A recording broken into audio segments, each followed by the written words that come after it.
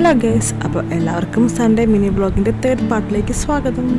അപ്പോൾ ഇന്ന് ഞങ്ങൾ ജലധാര തൊഴാൻ വേണ്ടിയിട്ട് ആദ്യം ശ്രീകണ്ഠേശ്വരത്താണ് പോകുന്നത്. അപ്പോൾ ഇപ്രാവശ്യം നമ്മുടെ നച്ചൂസും വന്നിട്ടുണ്ടായിരുന്നു. അങ്ങനെ ഞങ്ങൾ അവിടുത്തെ തൊഴുതിറങ്ങി. എന്നിട്ട് നമ്മുടെ സ്ഥിരം കടയിൽ തന്നെ ചായ കുടിക്കാൻ കയറി. 2 ചായ വാങ്ങി, 2 സമൂസയും കൂടെ വാങ്ങിയിട്ടുണ്ടായിരുന്നു.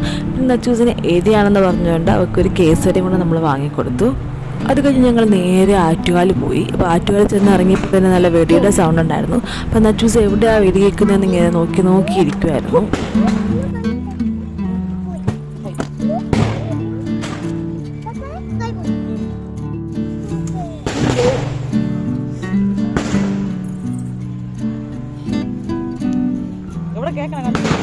വെടിയൊക്കെ കെട്ടിയതിന് ശേഷം നച്ചൂസ് എന്തൊക്കെയോ പറയുന്നുണ്ടായിരുന്നു. നച്ചൂസിന് തന്നെ അറിയാം എന്താ പറയുന്നതെന്ന്. എന്നിട്ട് ഞങ്ങൾ നേരെ ക്ഷേത്രത്തിൽ പോയി ജസ്റ്റ് കാലും കൈയും വായൊക്കെ ഒന്ന് കഴുകിയായിരുന്നു. എന്നിട്ട് നേരെ ക്ഷേത്രത്തിൽ കയറി പോയി തൊഴുതു.